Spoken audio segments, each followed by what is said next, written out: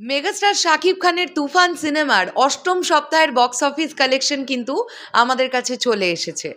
বন্ধুরা, এইরকম একটা সিচুয়েশন যখনও বাংলাদেশে চলছিল, চারিদিকে উত্তাল পরিস্থিতি, আন্দোলন ইত্যাদি ইত্যাদি অনেক অনেক কিছু ঘটে যাচ্ছে। জাস্ট এই আগের সপ্তাহটার কথা বলছি।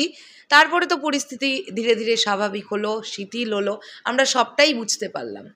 এখন ব্যাপারটা হচ্ছে ওই সিচুয়েশনটার মধ্যেও তুফান সিনেমাটার বক্স অফিস কালেকশন কীরকম কী করতে পেরেছে, মাল্টিপ্লেক্স চেনের কালেকশন কিন্তু আমাদের কাছে এসেছে। অবশ্যই ধন্যবাদ দেবো বিএমআরকে। প্রত্যেক সপ্তাহের মতন তারা কিন্তু এই সপ্তাহেও বক্স অফিস কালেকশন আমাদের কাছে প্রোভাইড করেছে এবং অবশ্যই তাদের তরফ থেকে আমরা যেহেতু পেয়েছি বক্স অফিস কালেকশনটা, তাই ক্রেডিটটা তাদের। আমরা দেখতে পাচ্ছি যে অষ্টম সপ্তাহের বক্স অফিস কালেকশন অর্থাৎ 2রা জুন থেকে 2রা অগস্ট থেকে 8ই অগস্ট পর্যন্ত বক্স অফিস কালেকশন।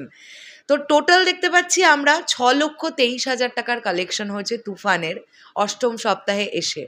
তো কোন কোন দিন কীরকম কীরকম কালেকশন হয়েছে চলুন আমরা দেখে নিই।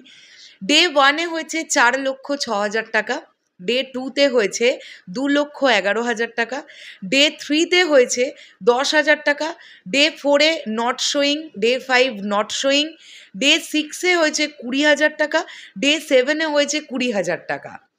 এই যে ডে 4 এবং ডে 5 এই যে নট শোয়িং, এই পার্টিকুলার দুটো দিনের বিজনেস সম্পর্কে কিন্তু কিচ্ছু জানতে পারা যাচ্ছে না। তো হয়তো কিছুটা বক্স অফিস কালেকশন এই দুটো দিনের কালেকশন আমাদের সামনে এলে এই কালেকশনটাও অ্যাড হতো, কিন্তু আমরা যদি লক্ষ্য করে দেখি তাহলে এই যে প্রথম দুদিন অর্থাৎ ডে 1 এবং ডে 2 অর্থাৎ 2রা অগস্ট এবং 3রা অগস্ট এই দুটো দিনে কিন্তু কালেকশন মোটামুটি টুকটুক টুকটুক করে তুফানের হচ্ছিল। এরকম একটা সিচুয়েশনের মধ্যেও যে লোকজন মাল্টিপ্লেক্সে বা সিনেপ্লেক্সে গিয়ে সিনেমা দেখছেন, এটাই তো বড় ব্যাপার বলে আমি মনে করি। এখন যদিও দেশের পরিস্থিতি অনেক স্বাভাবিক, আমাকে চারিদিক থেকে অনেক সাকিবিয়ান ভাইরা বোনেরা মেসেজ করছো তোমরা যে দিদি দেশের পরিস্থিতি এখন আগের থেকে অনেক স্বাভাবিক। তো আমরা সবাই চাইবো যে দেশটা একদম আগের মতন হয়ে যাক, মানে বাংলাদেশটা একদম আগের মতন হয়ে যাক।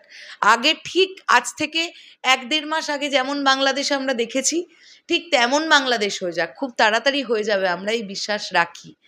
এবং আবারও সিনেমাগুলো, মেগাস্টার শাকিব খানের সিনেমা বক্স অফিসে এলে সেগুলো তাণ্ডব চালাবে।